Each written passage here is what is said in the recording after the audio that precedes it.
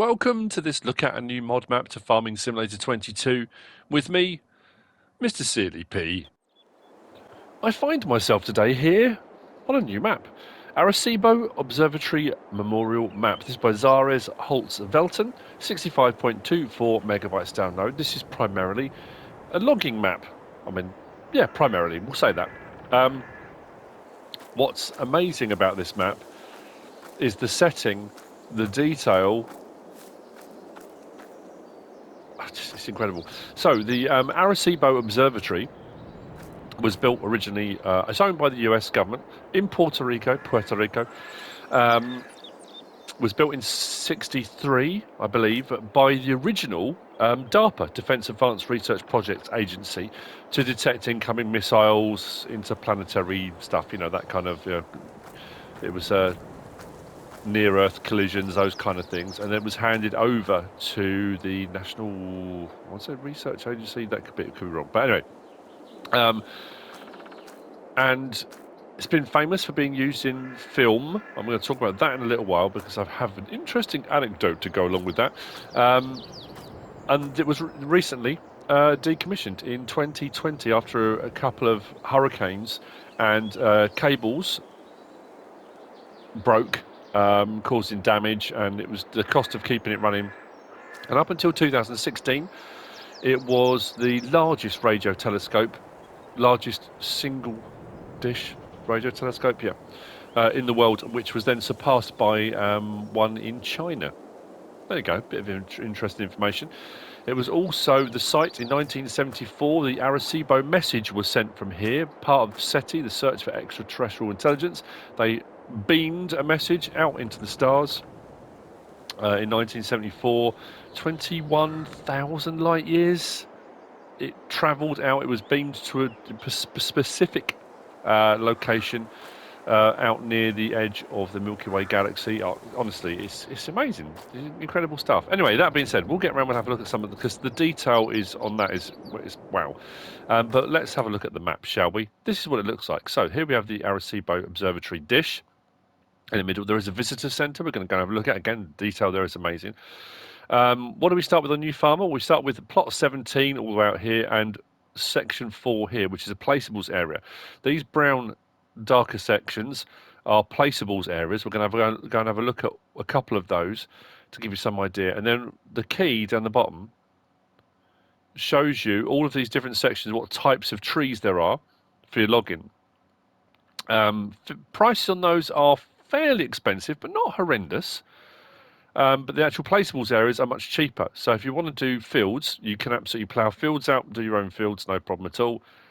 And there are some larger ones down the bottom. We'll have a look at one of the larger ones because it's massive. For placeables, factories, ploughed fields, anything you want to do, you don't have to do forestry. You can clear patches, but there are patches already done that you don't have to clear.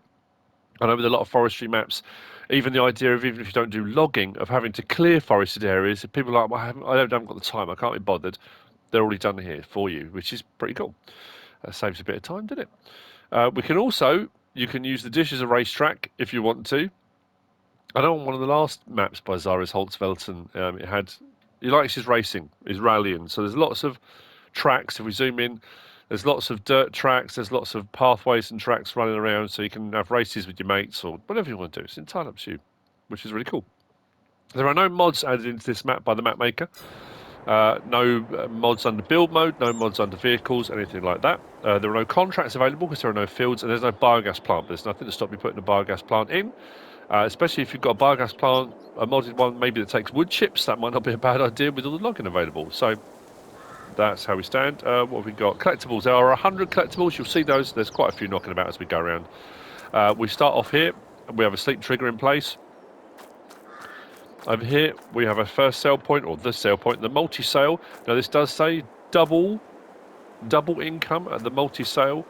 If we go into here and scroll down, we should see, the wheat price is pretty good, barley, so you should get double what you would usually get by selling here at the multi-sale. Our start equipment is all here. Slot count on all 3 game modes is 634, and we start with the same equipment. We've got a couple of Rockner bits of equipment. We've got the tree harvester, we've got the forwarder. We do have a lorry, with a timber on a trailer.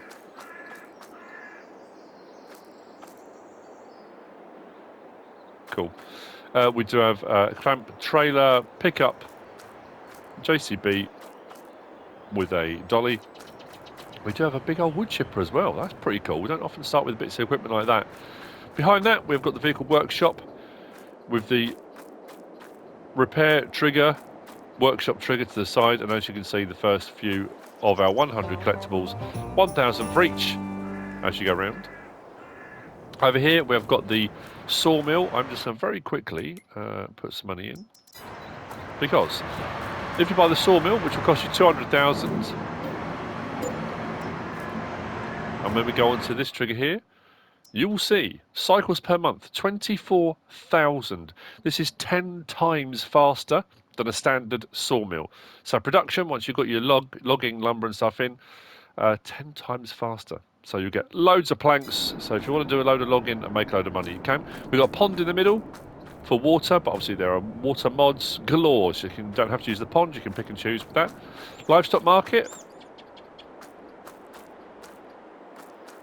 Just over here. Gas station just over there. And I've just noticed this one around the corner here. Oh, that's the wood chips.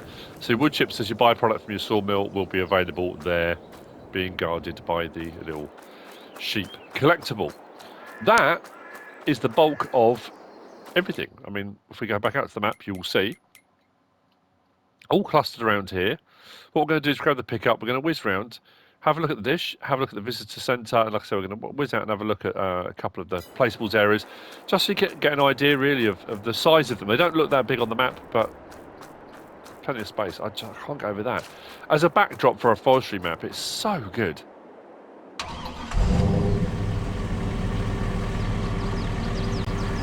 Okay, from here then. So the anecdote while we drive out. An interesting story, or you might not find it interesting. You might want to skip this bit or mute it. It's all up to you. Excuse me, but back in the day, if you follow my channel for a long time, you may already know I was an air cadet in the Air Training Corps for a long, long time, many, many years. Then I became an instructor. My wife, or she was my wife then, became an instructor as well at the Air Training Corps because we had female air cadets and they needed female instructors, and my wife was an instructor too. Our air cadet squadron was based on the edge of what was a Rolls-Royce factory making helicopter engines. Back in the war, they built Halifax bombers there. That's a side story. When Rolls-Royce then sold off the facility, they sold it off and it became Leavesden Studios, where Harry Potter's and all sorts of amazing films have been filmed. So we kind of, for a while, had access sort of to the airfield, and we could do stuff with regard to the Air Training Corps, and that was great. So in about 1993, 94, it was 94, we were invited, the Air Cadet Squadron, over to Leavesden Studios to watch some filming, which was brilliant, really cool. So one evening, we all go over there, all the cadets, all the instructors, we all go over into the hangars. We get shown around all the various different things to see all the filming going on. And while we were there, they were actually filming a scene, a sequence, well, a few sequences. One of them being the sequence at the Arecibo Observatory, more specifically the side of the dish, where they're sliding down the side of the dish in the film GoldenEye, the James Bond film. So we stood there watching while they were filming this bit, Pierce Brosnan sliding down the side of the dish in a hangar. Obviously they did a lot more filming on site, on location, but that was really cool. We then got to go outside, and they had the tank chase down the streets of St. Petersburg. They had an entire mock-up of the streets, and we watched them do the tank chase. Oh, it was incredible. Such an amazing thing to have seen. And then when you watch the film, think, oh, we saw all that. You know, when you see the aircraft taken off in the film, they took off model aircraft versions from the runway at Leavesden Airfield, and oh, it was brilliant. So yeah, amazing. So when this popped up, I thought, no way, that's incredible. You know, that kind of link. But that's just me. So the dish is down here. We're going to whiz down to the dish, because you can, like I said, you can race your friends if you want to. But what's really cool as well, if you want to set up your own James Bond evil villain lair, you can. We can go down here onto the dish. It's quite steep. and you can whiz around the dish, which is great. So you can race around, do whatever you like. But like I say, it's that if you don't have a forestry map, hey, make it interesting. You know, I'm not saying the other forestry maps aren't interesting, but wow, if we go around under here, you can set up a whole farm if you want to. You can grow mushrooms, anything that likes the dark. But it's the scale of it as well. Look at it. How bizarre and amazing. But this centre section is quite expensive. The bit with the dish and stuff is about 3 million. But you could buy it if you wanted to. I'm just hoping we've got enough to get up here. Now the other thing you want to do, you can do if you want to. If you want to collect all the collectibles, if you go on a bit of a hunt for all the collectibles, you can go up the walkway up to the dish. Now I'm not going to lie, for a game, and it's a bit weird, there's a real sense of vertigo because you've got that kind of disappearing off into the distance, but also that height. It's incredibly well done, but you can go all the way up to the top. You can walk around the gantries up there. There are collectibles and stuff up there. It's just, I don't know, like I say, it's... And what I like as well is the distance. The mountains, the hills, aren't your standard jagged, you know, the sort of European-style mountains we generally get on maps. It's been done really well. Now, obviously, if you're watching this, if you don't like your forestry, you can still do farming. Of course you can. But obviously, people that prefer to do farming will probably favour a farming map. That's not to say you can't look and appreciate what's gone into it. You can see, obviously, all the forested sections, all the areas with the various different tree types. Now, something that obviously came out the other day about the tree marking with the new Platinum expansion. Now, I'm assuming that's retrospectively usable, not just on Silver and Forest. Oh, I don't know. I mean, that's the thing. I'm not sure. I'm assuming you will be able to. So if you do forestry with your friends, you can go out then once it releases on November the 15th and then mark trees on any forestry map. They haven't said that specifically, but I can't see why you wouldn't be able to. So, one of your open areas, just here, as you can see, it's just a muddy open area, but it does give you the option then for ploughing or setting up your farm or doing livestock or doing whatever you want to without having to cut all trees back. And you know, even if you're not, like I say, if you're not going to do the logging, fine.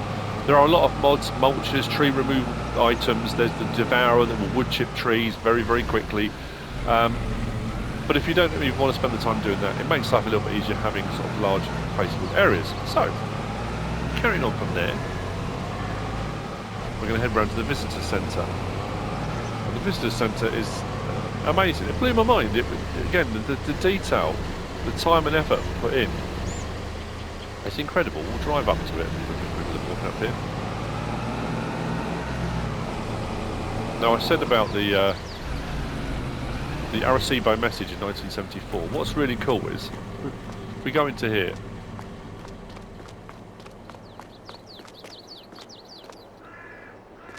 it's all the stuff in here.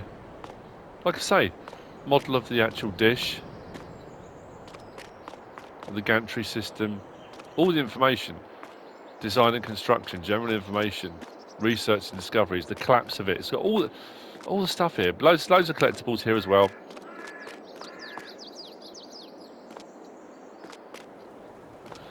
But what's really cool is go through here. Look at this solar system. It's brilliant. Look at it.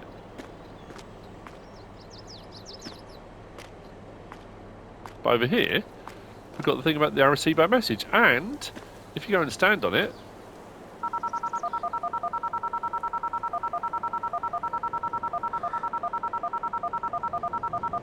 the message when it was sent was about 3 minutes long. Ones and zeros, loads of information, including, well, that's kind of a representation of the message, picture of a human, the dish, all sorts of stuff that was beamed out. But it's amazing. That's where it was sent out to the star cluster M13. So you can come in here, take some time, read a load of stuff, find out some information.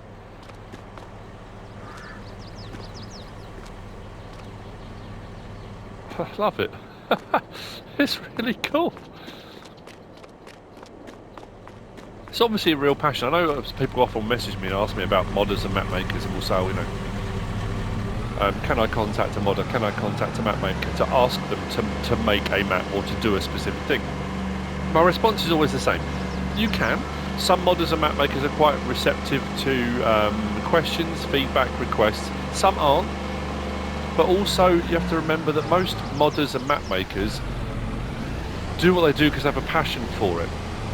So if they're going to bring out a particular mod or a particular map, it's because they're passionate about it. Because the time it takes to make a map, to make a mod, to then, especially if you're going to bring it to console, the time it takes to then convert it over, prepare it all and submit it for console release as well, there's a passion involved to that.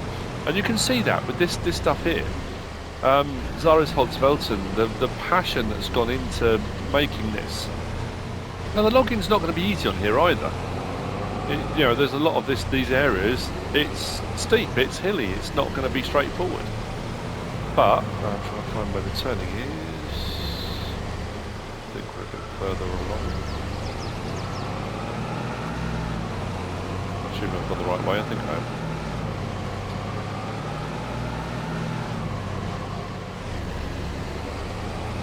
Yeah, coming up. We've got one of the larger placeable areas, and you'll get some idea, like I say, of the sort of size of fields you could get away with and setting up whatever you want to set up. So the other one was fairly small, but this one is massive. So if you're worried about being able to do big fields of crops and stuff like that, have no fear. XaresHolzWelten has got your back. And that is the map. So we started from here, came out around here, and we whizzed out to field 11 to have a look there. We came back down there, went to the visitor centre. Oh, actually went there first, the dish, didn't we? Then we went to the visitor centre. We've driven around here. We're now at this large area here. And this one is only 363 grand. It's one of the larger ones, but they're not, you know, horrendous sizes. And like I said, the prices for the plots of land, if you start at the top and buy the small ones, then gradually work your way out, the sky is the limit. But I have to say, it's certainly different. You've got to say that, it's certainly different. I hope you found this useful and informative in some way, shape or form. If you have, please give us a like. If you don't subscribe yet, please do. If you want to leave a comment, feel free. And if you want to share this video, then please be my guest. Whatever you should choose to do. Thanks for watching.